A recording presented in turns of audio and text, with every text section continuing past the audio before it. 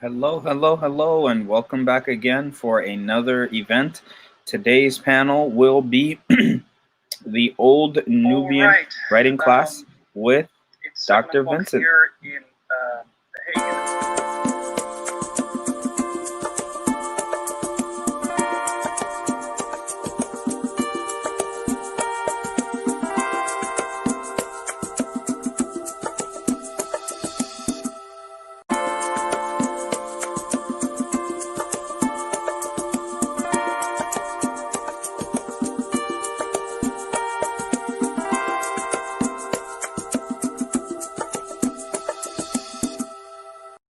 I guess we'll figure it out together. If you have questions, you can post them in the chat, even though I have no idea where the chat window currently is in my Zoom, but I suppose that at some point I'll figure that out. There will be some people that most probably will still want to enter, and I'm allowing them to join. We've had some Zoom bombers earlier today, so we're trying to be a bit careful with who's being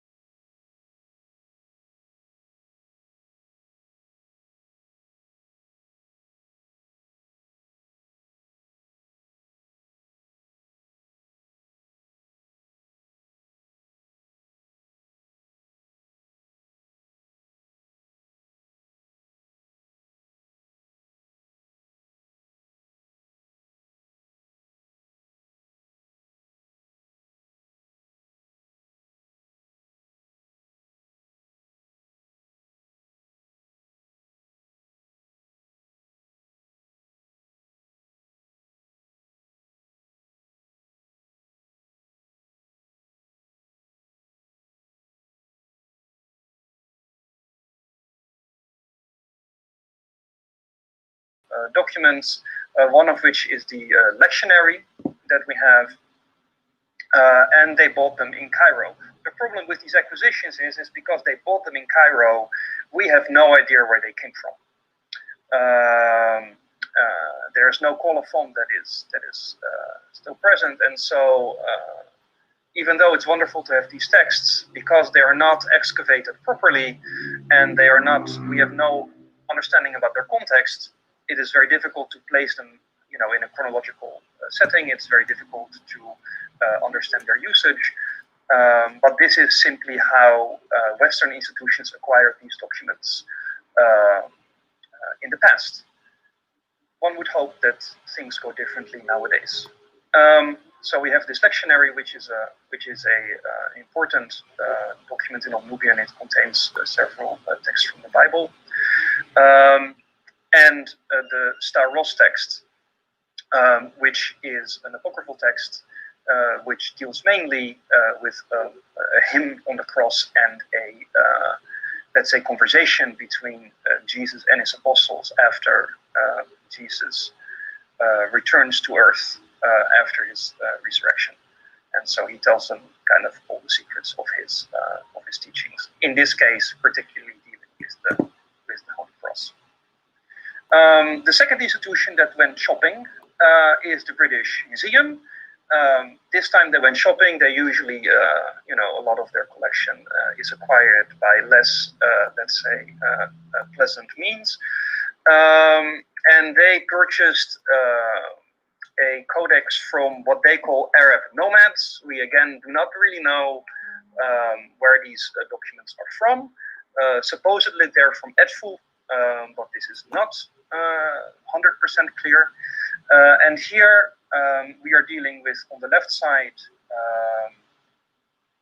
the miracle of Saint Minas, which is a Nubian miracle story. It's a wonderful story about an Egyptian saint who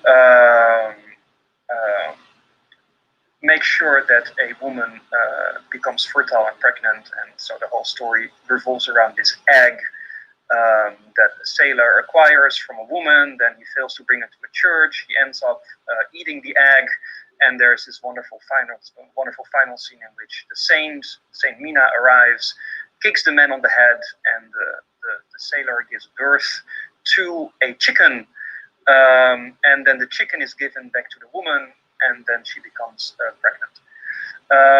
On the left, and so on the right, we have the pseudo-Nicene canons, which is a collection of, let's say, church laws or like behavior rules, that we do not have any attestation for these specific rules. We don't have any attestation outside this specific text, and so there's still a lot to learn about the rules of the Nubian Church in that period, also from this text. So after, let's say, the period of the colonial period, we enter into another period in which the Nubian lands were threatened not by invading Western armies, but by invading water. And we see here during the 60s a massive campaign initiated by UNESCO and the Egyptian and the Sudanese government to salvage the remains of thousands of years of Nubian civilization. Little was known when they started how much they would find. And here we see one of the biggest discoveries during those excavations, which is the discovery of Pharos, which was a major town, if not the capital of Nobadia, with multiple cathedrals and churches, with exquisite wall paintings. And you see one also behind me from that same excavation series. The same excavations also yielded a number of manuscripts, which have been published. Then we have excavations in Sarah East by the Oriental Institute in Chicago. And this is a particularly important find because it's the longest Old Nubian text that was found. The Sarah East Codex, it's a homily by Pseudo-Chrysostomos, which partially overlaps with the Star-Ross text. So there's a really interesting intertextuality there between these two texts. The discovery of these texts, so much after the first major texts were found, allowed a lot of new insight into the grammar of Old Nubian. Because, as I have argued a little while ago, this is actually one of the oldest forms of the language that we have attested. So even though this is of course a copy that was made later, the original translation is probably one of the oldest translations that we have in Old Nubian, and so it tells us a lot about the grammar of the language and its grammatical development. Also very important in the history of description of Old Nubian are the excavations in Qasr Ibrim by the Egypt Exploration Society. They are important because Qasr Ibrim gave us an enormous amount of documents, not only in Old Nubian but also in Greek and Coptic and Meroitic, and Arabic, and so they really showed the multilingual environment in which Old Nubian was a part. Right, so we are dealing with a society that was literate not only in Old Nubian but also like in Coptic, in Greek, and in Arabic, especially in later centuries. And the materials coming out of Qasr Ibrim, most of which is documentary, so like letters, contracts, and so on, really gives us a very good view of the society at that point in time. You know, multiple languages, a lot of trading. You know, I would say a vibrant literary life, and so these documents, which are most of them which are late, give us, let's say, the other side of Old Nubian, an Old Nubian that is much closer to a spoken language and also much closer to a language like Nubian, which is currently still spoken in that region. Currently still ongoing also are excavations in Old Dongola. I was lucky enough to go there myself 2 years ago to work, for example, on the text that you see here, which is a psalm. Old Dongola was the capital of Makuria, and the excavations of that capital are still ongoing, and basically everywhere that they excavate, they find new inscriptions and so on. And so these were discovered quite some time ago, but were not described yet. And so an edition of this text will come out, hopefully, I think by the end of the year in Orientalia. As you can see, this is difficult work. A lot of the letters are difficult to read, but then also because it's a photograph, it's even more difficult. So if you're there and you can look at them, and you know what it says, then that already helps a lot. Finally, another site from which there are no new materials, but a lot of the materials are still in museum archives and not published, are the excavations in Jebel Ada. Here, for example, we see a burial shroud which was found in the museum archives. We didn't know it existed, and so it contains a rather well-preserved Nubian text with a prayer. So this body was wrapped in this shroud. And so again, this is also a type of material that we still have to publish. We're working on it, and so hopefully maybe next year this will also be published. So what type of material do we have in Old Nubian? So you already saw, like I selected a few different types of texts in the previous slides, but basically the material can be divided into two distinct parts. So in liturgical texts and in literary text and documentary text. And so with literary texts, we talk about texts that are used within a Christian context. So, for example, lectionaries, psalms, sermons, canons, and prayers. So these are used within the church, within a church or monastic context. Another thing that maybe had a little bit of a wider spread were so-called miracle stories, like the story of Saint Mina. It makes sense that these stories had a much wider circulation than only inside religious contexts, because they are an attempt also to popularize Christianity. Then for documentary texts, we have really a wide variety of different types of text, and probably this list is not even exhaustive. So we have legal texts, so you mainly like contracts about land. So there was a lot of land dealing between different people, sales of slaves, the freeing of slaves, but also like royal proclamations are part of this. We have horoscopes, we have lunaries, which are sort of like horoscope, but they're tailored to the lunar month.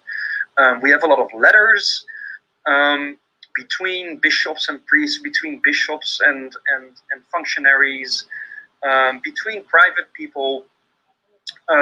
We have a lot of visitor inscriptions, and these are usually very short, but we have a lot of them, like in the thousands, of people leaving their names and short prayers and short sentences in religious spaces. And then in those spaces, we also have things like legends, and so legends are usually texts that accompany images.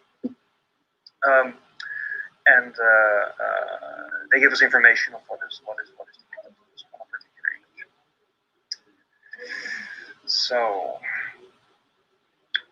we find Old Nubian texts on a variety of materials. So we have seen parchment, paper, leather, mostly late texts, clay. So these are like pot shards, ostraca or pottery inscriptions. And so the difference that you usually make is ostraca are pot shards that are used as a writing material. So the text is usually on the entire shard, whereas pottery inscriptions, you have a vase, and then there's an inscription on the vase, and then the vase is usually broken. And so that is unintentional. Then we have inscriptions on plaster, like graffiti and dipinti. Graffiti are usually scratched. Dipinti are usually painted with a brush. And then we have inscriptions also on stone. With, again, graffiti and dipinti, but we also have monumental inscriptions on marble, for example. Not that many, but a few. And so all of these different substrates bring with them different ways of approaching a text, and some of them are easier to read than others. So now that we know a little bit about the types of texts and where they come from and how we have let's say gotten our hands on these, let's look a little bit at the linguistic history of Old Nubian. So what I'm going to say here is based on what we currently understand about the development of Old Nubian and its language family. But much of this is still under investigation. People are constantly writing about this, and so this is very much a sketch that really shouldn't be taken at face value. So all of this is work in progress. Old Nubian belongs to a language family that's called Nilo-Saharan. It's one of the major language families in Africa, but it's also at the same time the least well-described language family of Africa. And so there's still an enormous amount of work to do for us to understand precisely the linguistic context of Nubian. And so, like, let's have a look at what we know. So there is an idea that within the Nilo-Saharan family, you have a subgroup which is called Northern East Sudanic. The good thing about this group is that it is relatively well described compared to the other branches of the Nilo-Saharan family. And so we can say with a little bit more certainty something about about how this language family developed. Also, because unlike with many other parts of this Nilo-Saharan language family, we have archaeological evidence to back up some of the linguistic claims, right? So once you know something about the movement of people, you can also make assumptions about the movement of languages. This is not always the same thing, and we should be very careful with that. But having said that, let's have a look at what there is. So we start out here with what is termed Proto-Northern East Sudanic, mainly here around the Wadi Howar.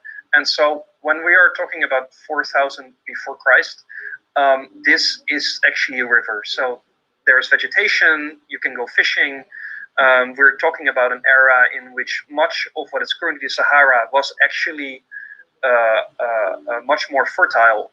And so there was much more communication, let's say, from east to west along these riverbeds, which were seasonally filled with water, sometimes all year round filled with water. As the climate became drier, so we're actually dealing here with the effects of climate change 6,000 years ago. As the climate in the Sahara became drier, the people along the Wadi Howar started to migrate to find water. And this is the reason for the displacement, actually, that is driving most of the linguistic history of the Northern East Sudanic language family. So what we first see is the displacement of Proto-Taman and Proto-Nima speakers. These are the first people to branch off. Subsequently, we see a number of groups branching off, including the Nara, which are supposedly first here around the Atbara. Nowadays they're in Eritrea.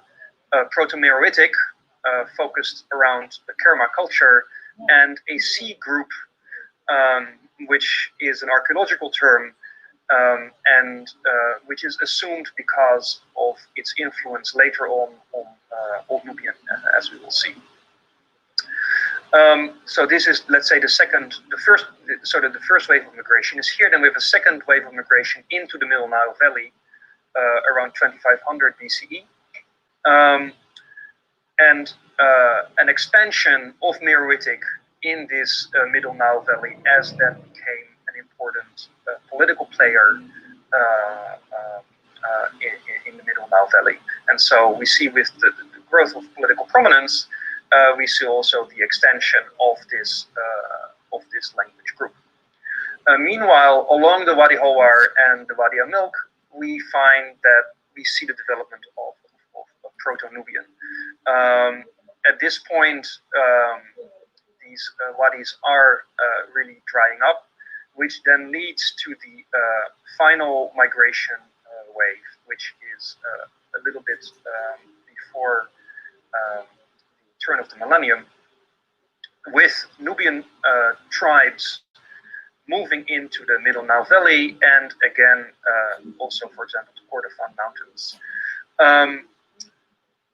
They encounter there a well-developed state, and this doesn't, let's say, this doesn't go without resistance, and we see a steady decline of the Meroitic kingdom, or maybe we shouldn't talk about it in terms of decline, but we see an amalgamation of these different ethnic groups, up to the point where the Meroitic state itself and its language disappears, but in its stead we find these Christian kingdoms, which are Christianized around this period through Byzantine missionaries, most probably speaking languages that are ancestral to the languages currently spoken in that area, so Nubian and Dongolawi or Andandi.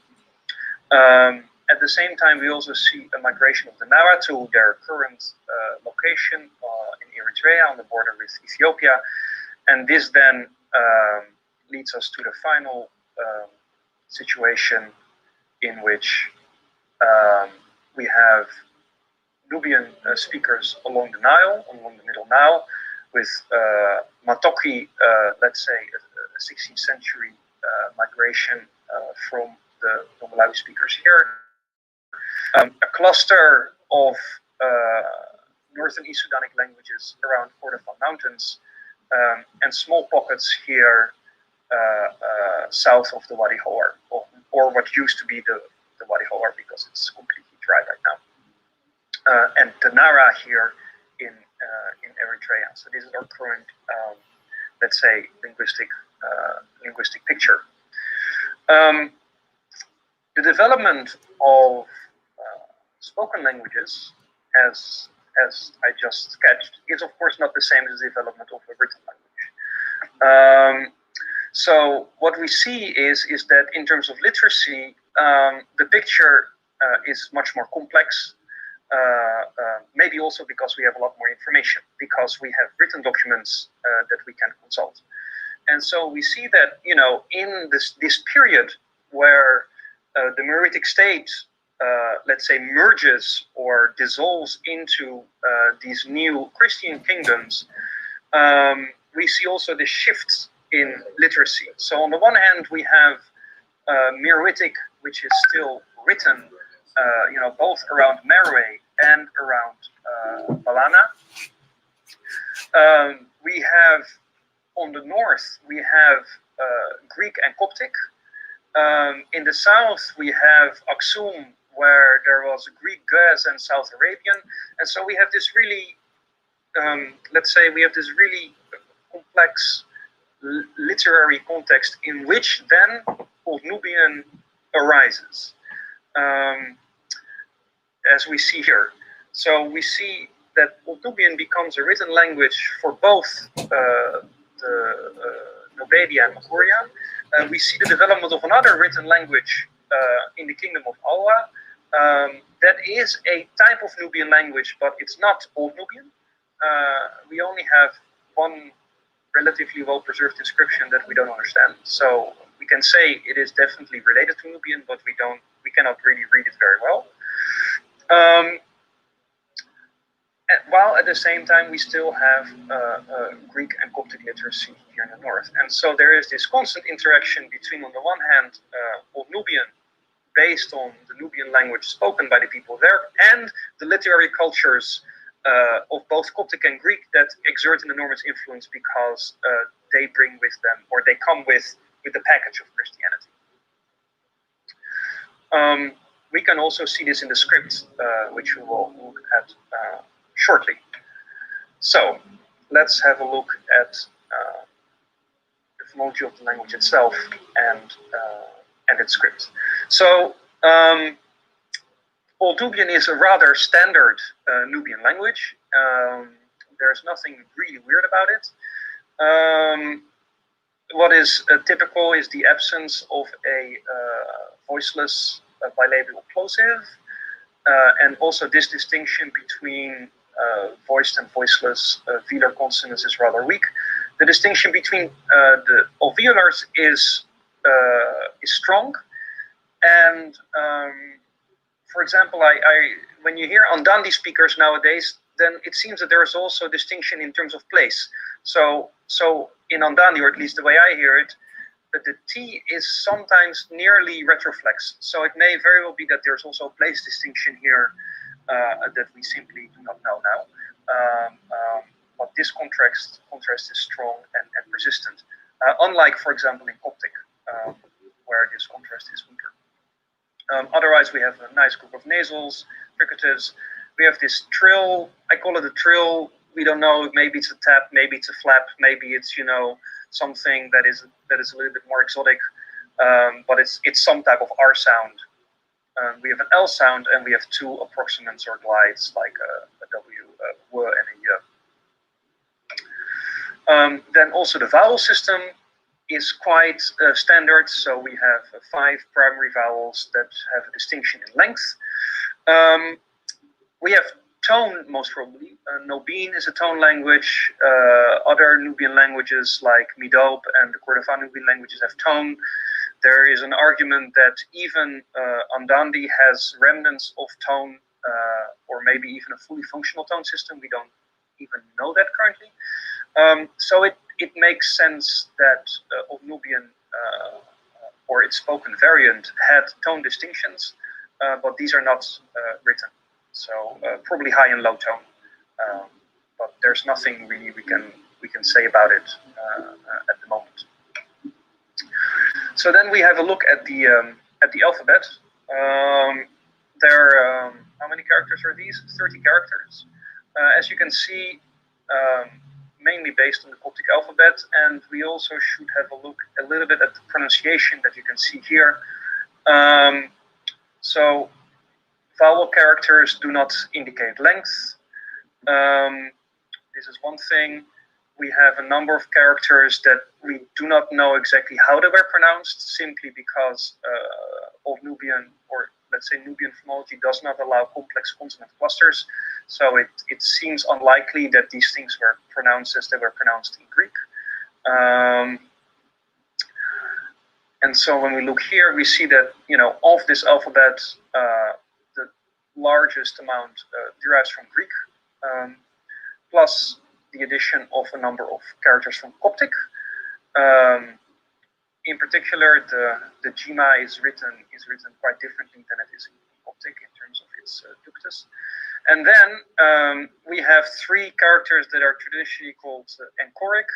These are characters that derive from the Meroitic alpha syllabary. And so they actually provide very nice and concrete evidence that there must have, at some point in the history of Nubian, have been a biliteracy between, or at least for some scribes that were proficient in both Coptic and Meroitic, or both Greek and Meroitic, for an alphabet like this to be developed for the Old Nubian script, for the Old Nubian language. And what is really nice is that these characters from the Meroitic alpha syllabary precisely cover the two sounds that are not present in Coptic, so the velar nasal n and the palatal nasal ny. And we have an additional character for consonantal b, so it's only used for the consonant and never for the vowel u, for example, as you can see. There's a digraph that is used for both the vowel and the consonant, but this one is only used for the consonantal value. So what is really interesting about this is that Meroitic is an alpha syllabary, which means that every character has the value of a consonant plus vowel, whereas Old Nubian is an alphabet, so each consonant represents a single phoneme. And so the question unsolved is really, how did that development from how did it happen that a syllabic character was taken and this became a single phoneme? This is of course a very interesting and exciting thing in the history of the script that we do not know yet exactly how this happened. If we look at the inscriptions from Soba, and also some other inscriptions that were found in Bechvaria, and there's one inscription, I think, in the Church of San Catino, we see that there were other letters, non-Greek, non-Coptic, that were used in conjunction with Greek and Coptic letters to write a language that seems Nubian-like. So it may very well be that scribes at a certain point in time started to experiment with ways to write the Old Nubian language, and eventually this system prevailed. But I think that there's evidence for a period in which people really tried out different ways how to write sounds that you cannot write in Coptic letters. And so there's a very nice parallel with the development of the Coptic script, where you also see in what people call, I think, pre-Coptic text, there are all kinds of characters that are non-Greek, but are used to write sounds from Coptic that are not in Greek. And so you see kind of a repetition of this type of script history. Another aspect that Old Nubian has taken over from Coptic is the use of the superlinear stroke, so this little stroke here over the sigma here. Different from Coptic, it doesn't signify schwa, but it signals the vowel e. So Old Nubian has no schwa. Nubian languages, Mido developed a schwa, but now Nubian languages have no schwa, and so it usually stands for an e sound. An e that may, in certain contexts, actually may have been underdetermined, but I don't think it ever is realized as schwa. There is, of course, some little variation on where it is placed. So a jima is usually quite elaborate in its shape, and so it doesn't have space for a stroke on top. And so whenever you would want to have a stroke over this jima, it is placed over the previous consonant. Oh wait, sorry, I skipped towards the very end. Yep. Then we have the same stroke over vowels. In that case, it usually signals the beginning of a syllable. So you can see this particularly clear in this Greek loanword, where you have trisagion, where the stroke is set over the alpha, indicating that we have a syllabification between tris and agion. And this also carries over into proper Nubian terms. For example, in this case, Jan is the verbal root and os is a suffix. This is not consistently done. None of this is consistently done, in fact. But this is how the sign seems to be used over vowels. And then finally, there seems to be a class of endings preceded by either a liquid or a gema, in which the superlinear stroke indicates a vowel before the consonant that precedes it. So we are dealing here with octagina and not something like octagnia or octagna or something like this. And this seems to be also not consistently done, but there are certain texts in which this is quite frequent as an orthography. All right, and I think that concludes my presentation for today. If there are any questions, I can unmute people, or you can write them in the chat. I see already that So has some questions. I'm going to unmute you, So. I think you have the microphone. Can you hear me? Yes. All right. Okay. Thank you so much, Vincent. That's wonderful. Yeah, I'm So Miyagawa. I'm a Japanese coptologist and bibliologist, and a student of Vincent. Yeah, student of Nubian. And I have two questions. First, I'm very interested in the doubled vowel letters. In Brown, he said it is corresponding to not being long vowel. But what do you think about it? He said it is not so often attested. And my second question is that it's about the Sarah East Codex. You said it is the oldest, the language written there is one of the oldest varieties of Nubian. But how did you find it, and how old is it? Yeah, thanks, So, for your question. So let's first go to your question about doubled vowels. I'm not sure if I have an example here. So the question is, in sometimes you find a vowel sign written twice. The question is, what does that mean? It does appear to be the case that when a vowel sign is written twice, and that orthography alternates with the same word, the vowel written once, then this may be an indication that the vowel is actually long. And indeed, it is quite rare, but it seems that in the cases where this alternation happens, and we have a word in Nubian with also a long vowel, then we can safely assume it's a long vowel. There are also multiple words that can be reconstructed as having a long vowel because we have a long vowel in both Nubian and in Andandi. And it is thought that when we have a long vowel in both Nubian languages, we also have a long vowel in Nubian, or at least it's safe to assume. I have the feeling that certain orthographical variation may be more frequent with certain long vowels. So in other words, that it seems that sometimes long vowels have certain orthographical variants in texts that short vowels don't have. But because we don't have a digital database of the text yet, we cannot do any statistical analysis on this. But I have hunches that we could say more about the interplay between vowel length and orthography than we currently are saying. Then, let's say the Sarah East Codex. So I can put up a link somewhere. Let me just pull this out really quick and put the link, if if I can find it quickly. So the Serre East Codex contains the text of Pseudo Chrysostomos in Veneramiden, Cruce and Sermo. I'm not sure if I can drop this somehow. Trying to see if I can. No, okay, I cannot. I can post this later. But you can find the article actually on my Humanities Commons.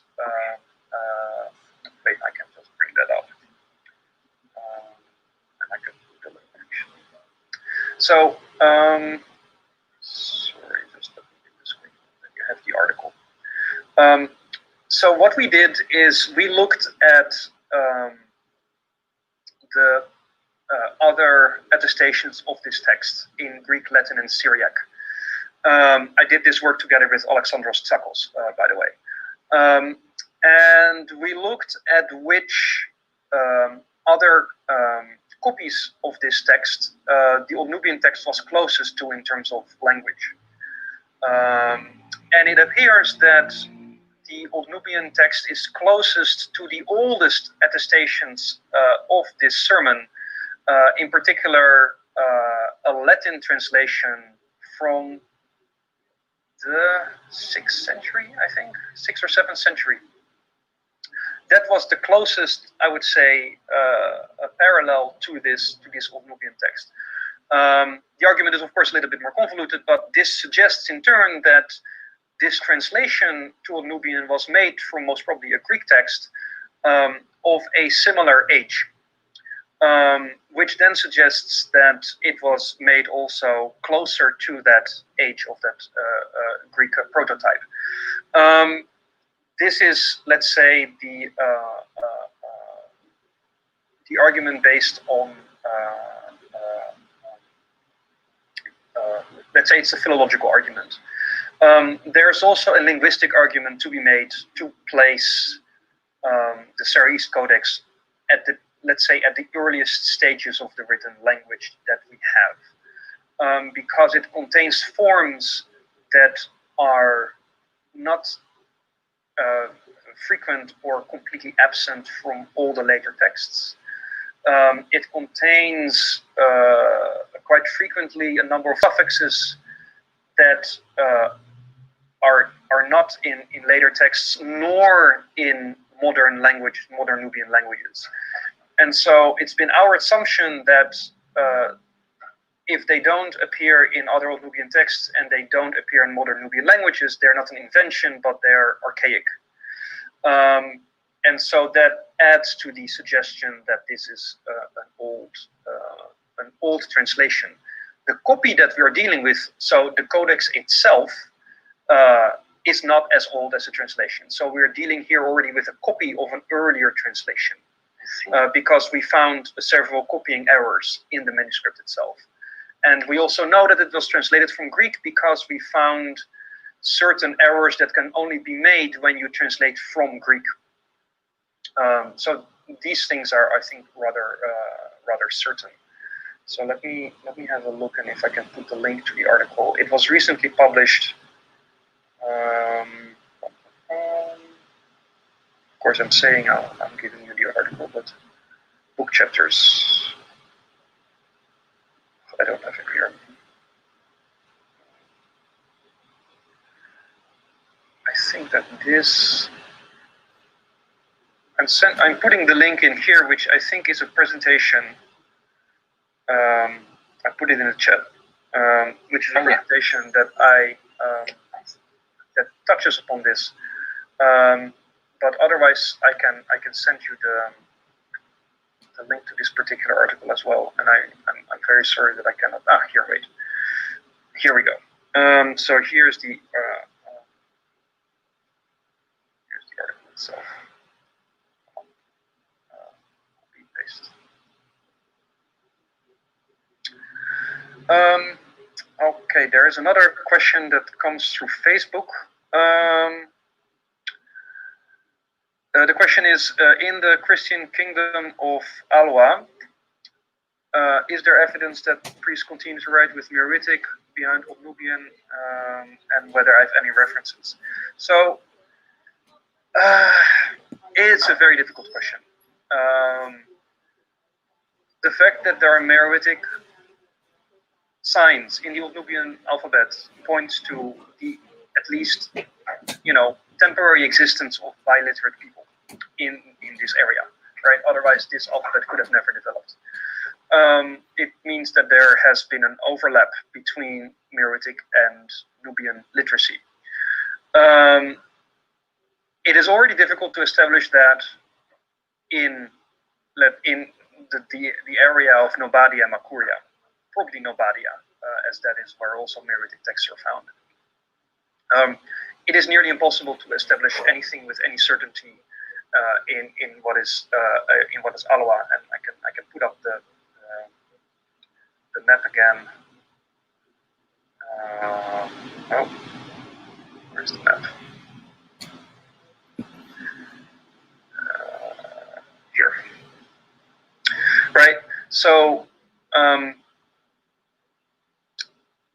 put a question mark. Right. So we don't know exactly how this developed. Right. So we know that Meroitic was written there because we have Meroitic texts. We know actually also that Greek was written here. It's not indicated. From what I know, is there are currently excavations in Soba, so this is close to present-day Khartoum, and the only thing they found so far are Greek inscriptions, which makes it a very southern attestation of the Greek language, which is absolutely fascinating, but no Nubian type of language.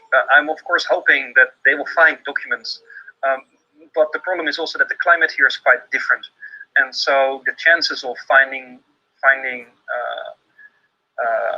text on perishable materials, unlike stone, is much smaller. So we really don't have any clue, in fact,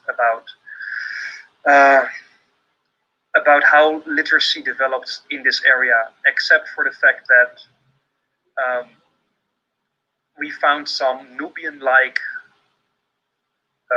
text on stone. And so there's a marble inscription that's currently in Berlin, and there's some graffiti in the pyramids at Musaravat. We don't know much about that language, nor do we know anything about whether the people who wrote that also still wrote Meroitic. So that's still an open question. Then there's a question of Asma about sharing presentation and recording. Yes, I am going, if everything has gone well, this has been recorded, and I will put them on YouTube, and I will put also the slides up on my Humanities Commons profile, which is so in the public domain, so everybody can download that and watch the presentation. So I really hope this worked with Zoom, because it's the first time I'm trying to record something with Zoom. So let's hope that works out. Are there any other questions? If not, then you have the link to my article written with Alexandros about the Sarah East Codex. I don't see any other questions coming in through Facebook, unless Mazin tells me there is. So with that, I thank you for your attention. Thanks very much for coming today. And tomorrow at the same time, we'll be talking about nouns. So we'll really dive into the linguistic aspect of the language, and we'll look at some sentences and how the language behaves. So I hope to see you tomorrow. If you can make it, no problem. We'll put them online. I hope the next day, if not next week, but hopefully very soon. So I'm now going to try and switch off Zoom if I somehow manage to do that. Thank you very much.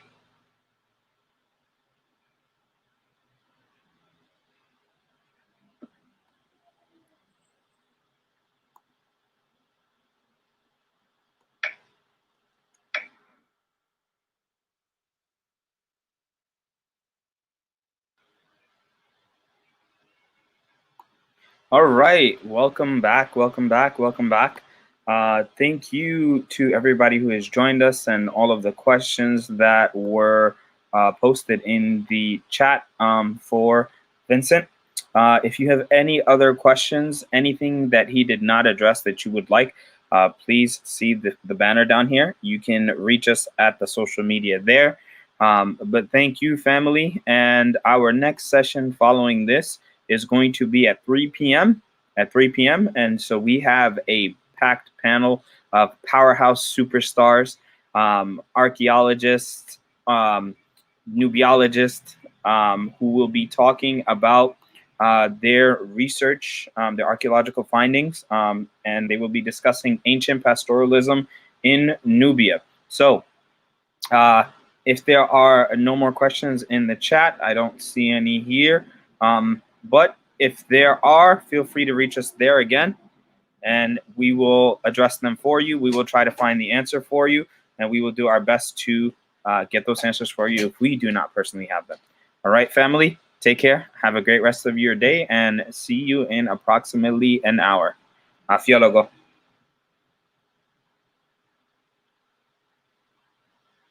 Oh, whoop, it looks like we have a ton of questions. Okay, Majdi, feel free to reach out to us at Nubia Fest. Reach out to me personally if you would like. Reach out to the Twitter account or the Instagram and give me those questions, and we will do our best to address them for you. All right, Mazen tuning out.